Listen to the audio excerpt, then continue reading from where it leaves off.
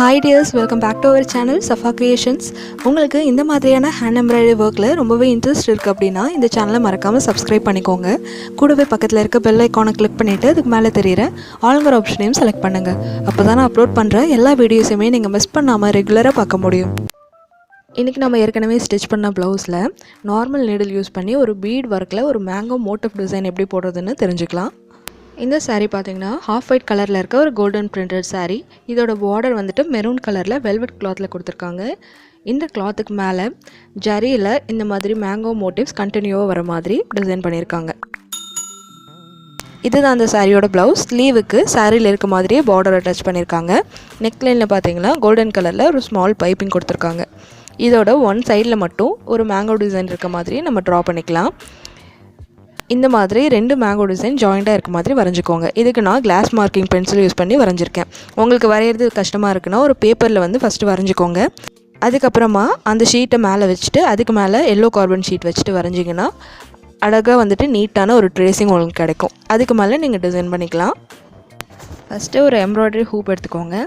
இதில் நம்ம சின்ன மோட்டிவ் தான் போட போகிறோம். அதனால் ஸ்மால் சைஸ் ரிங் கூட போதும். அது ரெண்டாக இந்த மாதிரி தனித்தனியாக எடுத்துக்கோங்க.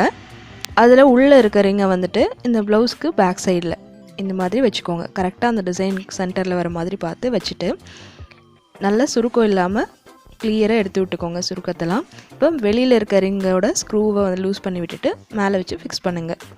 இந்த மாதிரி ஃபிக்ஸ் பண்ணதுக்கப்புறமும் ஏதாவது சுருக்கம் இருந்தால் கொஞ்சம் அட்ஜஸ்ட் பண்ணிக்கோங்க. அடியில் ஏதாவது கிளாத் சிக்கி இருக்கான்னு பார்த்துக்கோங்க. இப்போ வந்துட்டு அந்த ஹூப்போட ஸ்க்ரூவை டைட் பண்ணிக்கலாம். எப்போவுமே நம்ம பீட் ஒர்க்லாம் பண்ணும்போது இந்த மாதிரி ரொம்ப தின்னான நீடில் எடுத்துக்கணும். நார்மல் ஸ்விங் த்ரெட் எடுத்துகிட்டு இதை டபுள் த்ரெட்டாக நீடில் கோர்த்துருக்கேன். அதோட எண்டிங்கில் நாட் போட்டுக்கலாம். அடுத்தது நம்பர் 2 சைஸில் இருக்க கோல்டன் பீட்ஸ் எடுத்துக்கோங்க. இந்த மேங்கோ ஸ்டார்ட் ஆகிற இடத்துல இந்த அவுட்லைனில் நீடில் அடியிலேருந்து மேலே எடுத்துக்கலாம். இப்போ நம்ம எடுத்து வச்சுருக்க பீட்ஸை வந்துட்டு நீடில் கோர்த்துக்கலாம். நீங்கள் ஒரு காட்டன் கிளாத்தை வந்து ஃபோல்ட் பண்ணி வச்சுட்டு அதில் பீட்ஸை கொட்டி விட்டுட்டு நீடில் எடுத்திங்கன்னா ஈஸியாக உங்களுக்கு எடுக்க முடியும். இந்த மாதிரி நீடில் பீட்ஸை கோர்த்துட்டு த்ரெட்டோட எண்டிங் கொண்டு போயிருங்க. இப்போ இந்த மேங்கோவோட அவுட்லைனுக்கு மட்டும் ஃபேப்ரிக் க்ளூ அப்ளை பண்ணிக்கோங்க. இப்போ பீட்ஸ் கோர்த்துருந்தோம் இல்லையா, அந்த த்ரெட்டை வந்துட்டு கரெக்டாக இந்த க்ளூக்கு மேலே ஃபிக்ஸ் பண்ணிகிட்டே வாங்க. அந்த பீடோட எண்டிங்கில் நீடில் அடியில் எடுத்துருங்க. இப்போ திரும்பவும் அதை ஒட்டியே மேல் பக்கமாக எடுத்துக்கோங்க. இப்போ மறுபடியும் பீட்ஸ் கோர்க்க ஆரம்பிக்கலாம். நீங்கள் ஒரே டைம்லேயும் இந்த மேங்கோ ஃபுல்லாக வர அளவுக்கு கோர்த்துட்டும் ஃபிக்ஸ் பண்ணலாம். இந்த மாதிரி கொஞ்சம் கொஞ்சமாகவும் ஃபிக்ஸ் பண்ணலாம். உங்களுக்கு எது வந்துட்டு ஈஸியாக இருக்கோ அந்த மாதிரி ஃபாலோ பண்ணிக்கோங்க. பீட்ஸ் வந்துட்டு உங்களுக்கு தேவையான அளவு கோர்த்துட்டு அதோட எண்டிங்கில் நீடில் குத்தி கீழே எடுத்துருங்க. மறுபடியும் மேலே எடுத்துகிட்டு கண்டினியூவாக பீட்ஸ் கோர்க்க ஆரம்பிக்கலாம். இதே மாதிரி இந்த மேங்கோ மோட்டிவ் ஃபுல்லாக நம்ம ஸ்டிச் பண்ணிகிட்டே வர போகிறோம்.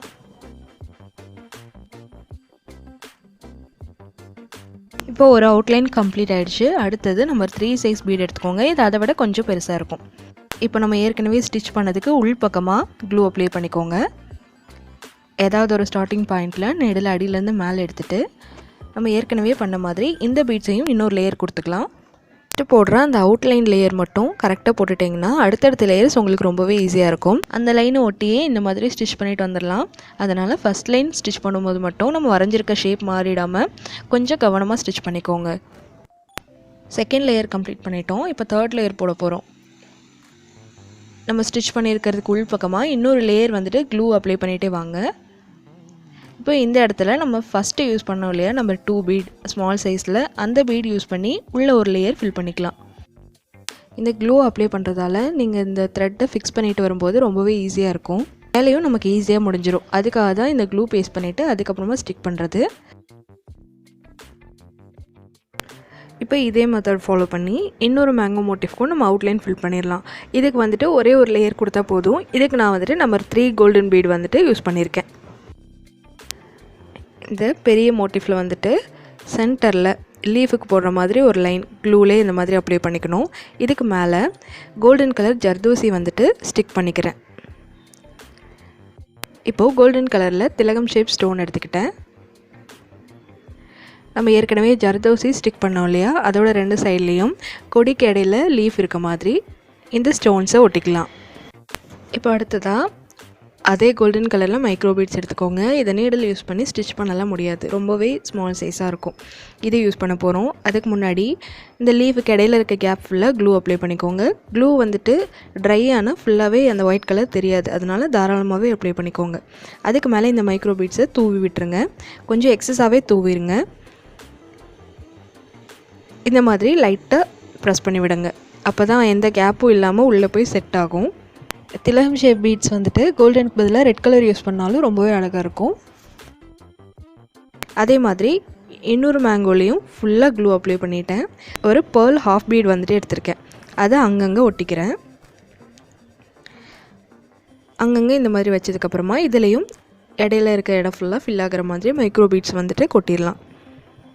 இந்த பீட்ஸ் முழுக்க கொட்டினதுக்கப்புறமா மேலே லைட்டாக ப்ரெஸ் பண்ணி விடுங்க. இப்போது இது நல்லா ட்ரை ஆகணும். ட்ரை ஆனதுக்கப்புறமா தட்டி விட்டு எக்ஸ்ட்ரா இருக்க பீட்ஸ் எல்லாம் நம்ம எடுத்துகிட்டு போகிறோம். எக்ஸஸாக இருக்க பீட்ஸ் எல்லாம் எடுத்ததுக்கப்புறமா இதோட லுக் இப்படி தான் இருக்கும். இப்போ என்ன பண்ண போகிறோன்னா, நம்ம அவுட்லைன் வந்துட்டு க்ளூ பேஸ்ட் பண்ணி ஒட்டணும் இல்லையா, அதெல்லாம் இன்னும் கொஞ்சம் செக்யூர் பண்ணுறதுக்காக இந்த மாதிரி சைட் ஸ்டிச் போட்டுக்கலாம். இதுக்கு நான் golden colour normal swing thread use பண்ணியிருக்கேன். இந்த மாதிரி சைட் ஸ்டிச் போட்டதும் நம்மளோட டிசைன் வந்துட்டு ஃபுல்லாக கம்ப்ளீட் ஆகிடுச்சு. இதுதான் இந்த டிசைனோட ஃபைனல் லுக். இந்த டிசைனை நீங்களும் கண்டிப்பாக ட்ரை பண்ணி பாருங்கள். இந்த வீடியோ சம்மந்தமாக ஏதாவது டவுட் இருந்ததுன்னா எனக்கு மறக்காமல் கமெண்ட் பண்ணுங்கள். இந்த வீடியோ உங்களுக்கு பிடிச்சிருந்ததுன்னா லைக் பண்ணுங்கள், ஷேர் பண்ணுங்கள், சப்ஸ்கிரைப் பண்ணுங்கள்.